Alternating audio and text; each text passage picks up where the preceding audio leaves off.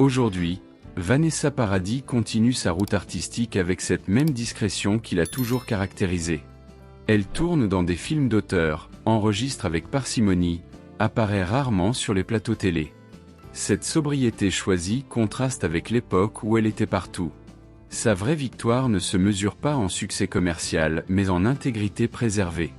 Face à l'une des ruptures les plus médiatisées de sa génération, elle a tenu son rang sans jamais faillir. Cette constance dans l'adversité force le respect, même chez ses détracteurs. Ses enfants incarnent désormais cette transmission silencieuse.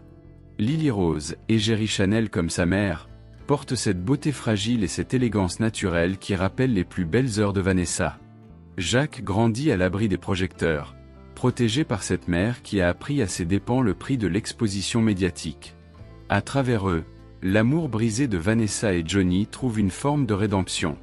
Non plus comme une passion dévorante, mais comme une leçon de vie transmise avec pudeur. Leurs enfants savent qu'on peut aimer absolument, souffrir intensément, et pourtant garder sa dignité intacte. L'histoire de Vanessa Paradis dépasse largement le cadre d'une rupture people. Elle nous parle de notre époque, où l'intimité devient spectacle, où la douleur se monnaie en exclusivité. Dans ce monde du tout visible, elle a choisi l'invisibilité comme une forme de résistance. Au final, ce silence qu'elle a cultivé tout au long de cette épreuve résonne plus fort que tous les témoignages à charge.